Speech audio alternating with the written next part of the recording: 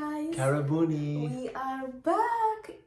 Finally Yes. back after a much needed break because we were pregnant and She was pregnant.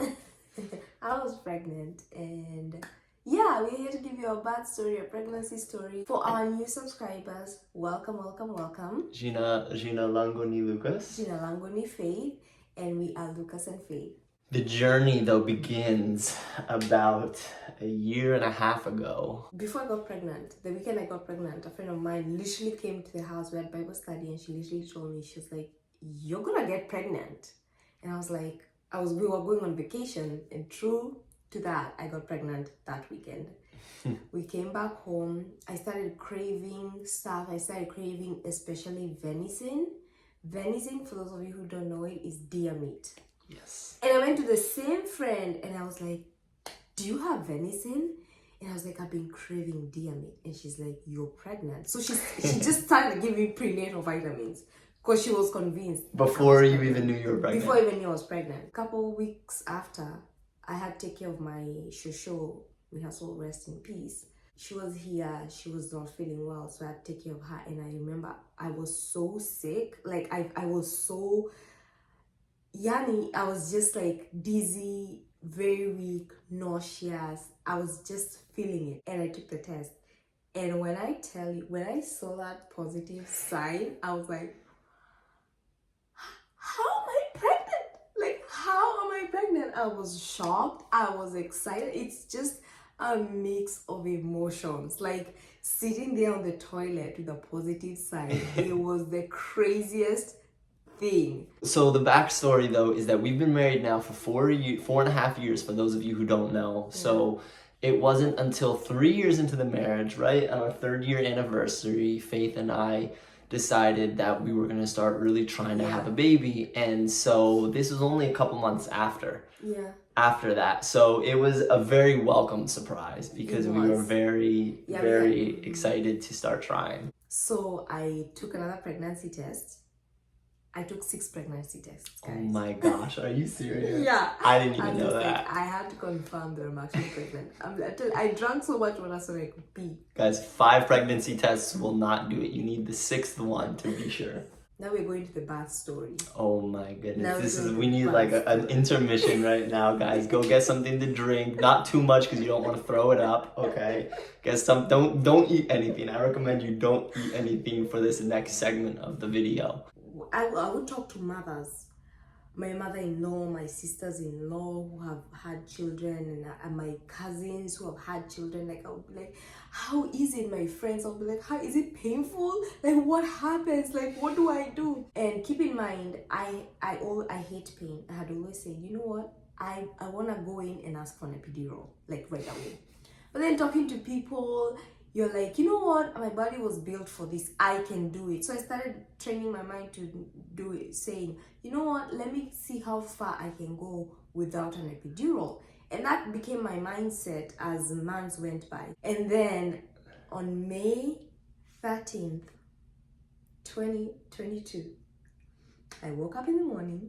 I was like, you know what? I gotta get ready for the doctors. I want them to have a smooth landing down there. So I went and got a wax. When I'm on the wax table, this lady is cleaning me up and she's like, "You're bleeding." And I'm like, "What you mean? What you mean I'm bleeding?"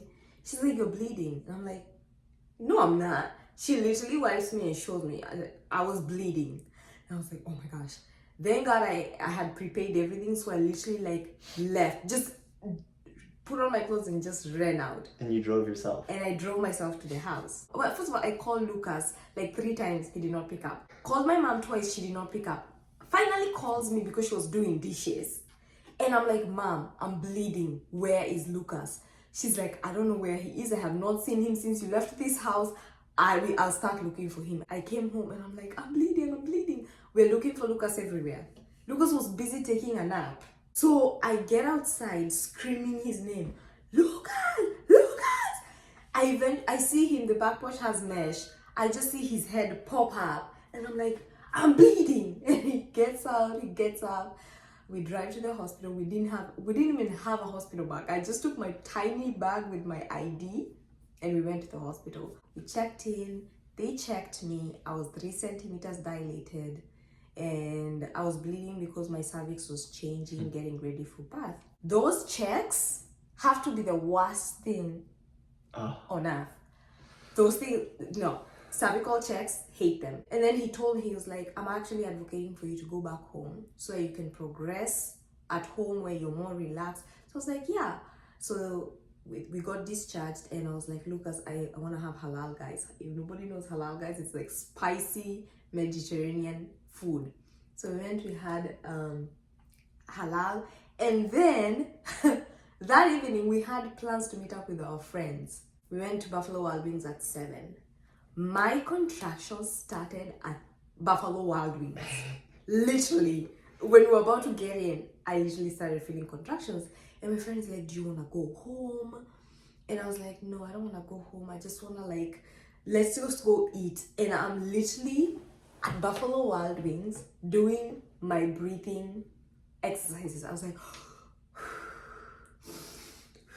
when the food was being brought, like, the waiter probably thought I was crazy. So at 9, my contractions got worse. I came home, I took a shower. Oh, the warm water on my back felt so good. So I was like, oh, it feels good now. So maybe I'll get in bed and try and sleep off the contractions. I do not know why that lie just came into my head. There's no logic.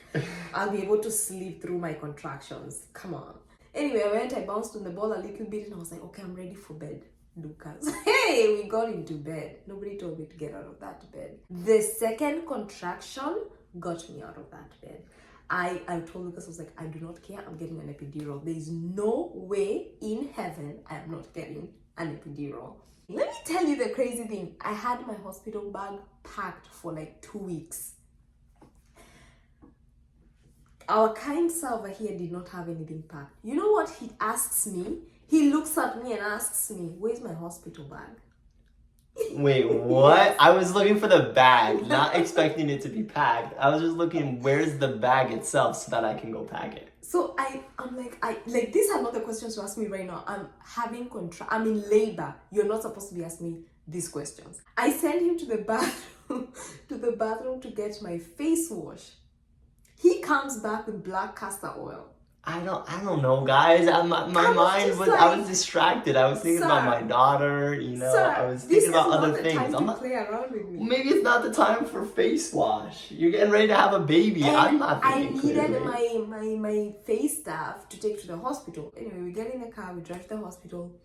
The system is down, so I have to sign everything by hand.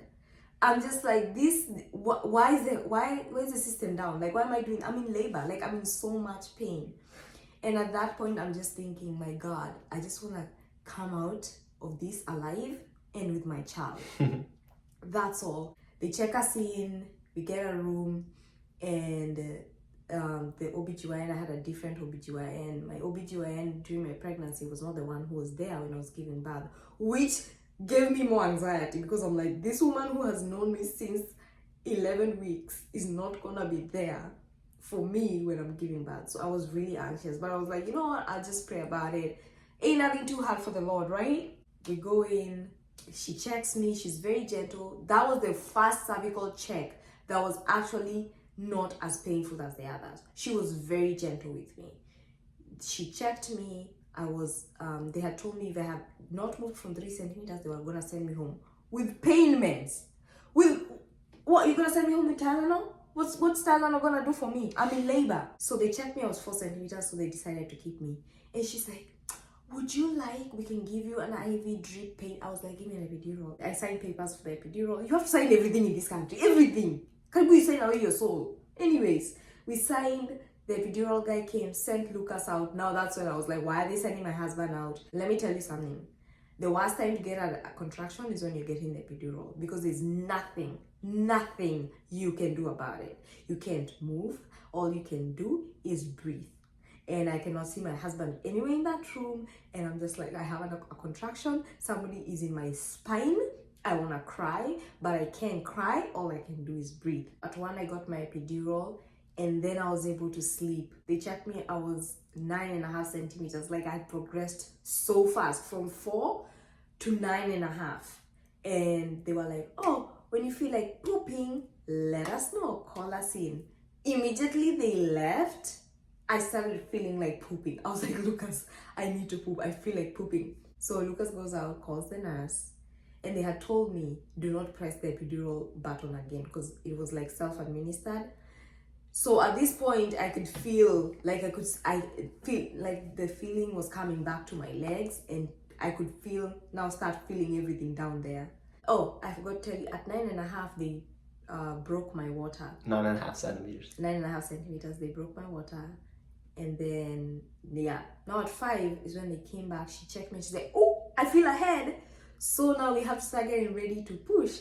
You know, I'm in bed and my legs are parted like the Red Sea. And Lucas is on one end, my nurse is here, and then there's another OBGYN there.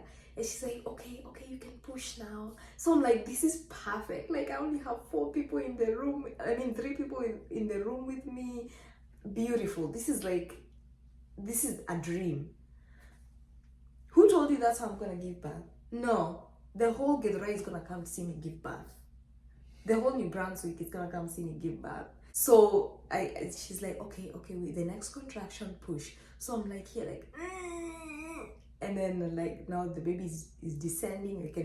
I literally at this point I can feel everything. And then they were like, okay, we can see the head. And that's when now they called the OBGYN who had seen me earlier in the night. Now, from this point, I'll let Lucas give his perspective. Oh no! Tuambie, faint. All right, I did not faint. I was really close to fainting, but I did not faint. Okay. So this is what happened was I'm there by Faith's side, really excited that everyone's starting to come into the room. I was fine until I started to see the baby's head. Guys, I don't know how graphic in detail we're gonna get, but let me just say that our baby had hair on her head. So as Faith started to give birth, pardon the details, guys, just bear with me here. As Faith started to give birth, I was really confused of what I was looking at, guys. I was really confused of what I was seeing. I was starting to think, how much are you paying your waxer because she missed a spot? He literally thought my waxer missed a spot. Yeah, because I'm seeing this hair. I'm trying to figure out what is going on, right?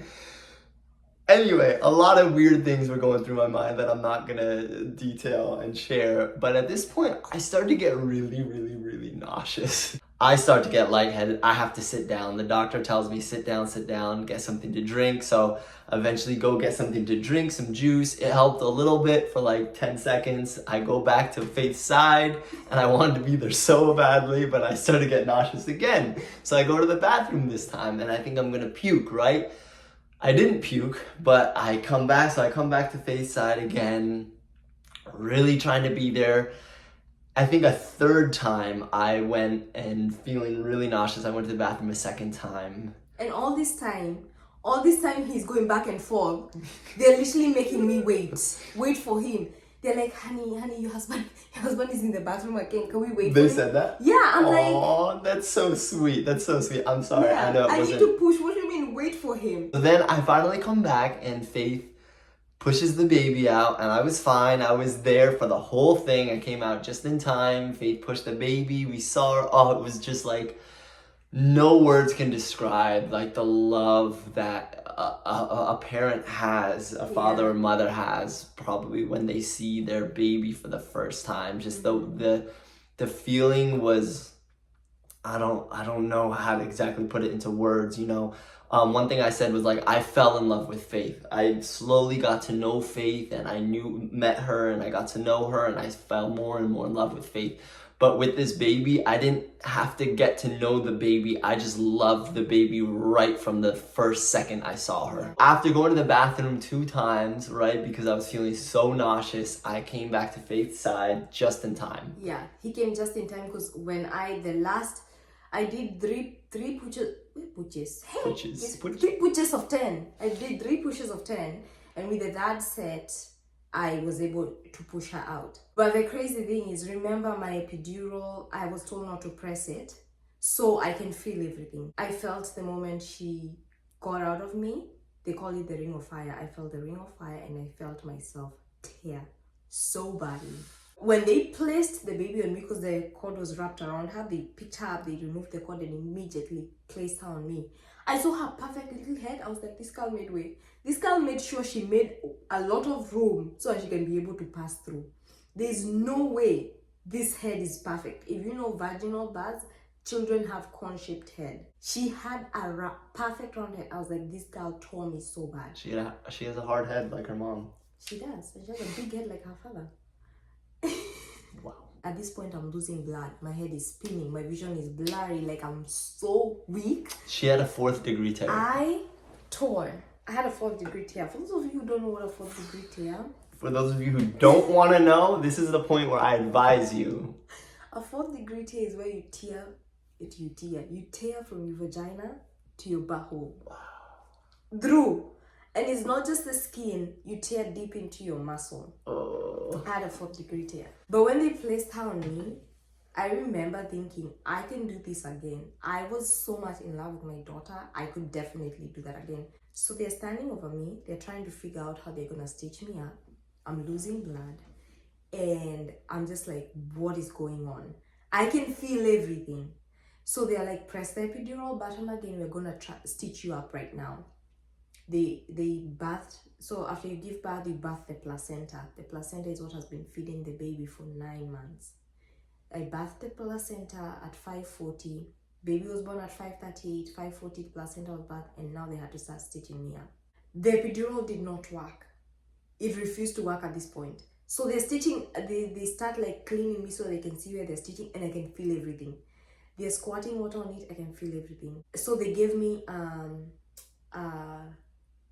what is it called? A local anesthesia. They brought a local anesthesia. That did not do anything. It only went to the muscle and they stitched me the muscle and I could not feel anything. But after that, I felt everything. As they were stitching me up, I felt everything. My nerves were shot at that point. I was just like, I want to see my baby. But I'm looking over to Lucas and I can see Lucas with the baby. And then they eventually gave me my baby. And once they handed me my child and my baby was on my chest, my anxiety went down. I was able to relax because I kept trying to close my legs because I was in so much pain. And this whole time I'm just like, I just have to stay alive for my child. Like I really want to be my child's. Like I was losing so much blood. There was a tarp underneath Faith and blood was just pouring out. I felt so like sorry because I was just seeing like Faith just losing this blood. But I don't know. I wasn't too worried because I just knew that she would make it. She'd be okay. Yeah. I mean, they stitched me up more than an hour of stitching, more than 50 stitches down there. Can you imagine? More than 50 stitches downtown Mississippi? Yeah. I was cleaned up and now they had to send me in my room. Sent me to my room with my baby. Now I'm like so happy. Like my baby is finally here. Like just seeing the little miracle that you just, oh my gosh, I was so in love with her. It was beautiful. I was so in love with my baby. Oh my goodness. Like beautiful. I just loved her. Like I loved her when she was inside of, but seeing her, I can kiss her, I can sniff her. Oh my goodness. It was a miracle. Yeah, guys, that's our birth story. I'm so grateful. Her birth story. I'm grateful that this guy was there with me. Like I would not have done it without you, baby. I'm grateful for the strength you had to deliver our daughter. Yeah. Because she means the world to us. Yes, she does. And we didn't share her name. Her name is Zurielle Warigia. Her name means the Lord is my rock. Zurielle. Warigia is my mother's name. And Dan is her father's name. So that's her name. Zurielle Warigia. And hopefully you guys will be able to meet her soon. She's a beautiful blessing. Yes. A beautiful, beautiful blessing in our life. We love her so much. Hope you guys enjoyed the video. If you did, leave us a comment. Let us know what you thought. Ask us any questions. Yes. And we're looking forward to being more active again. God bless you all. And we hope you have a happy new year. Yes.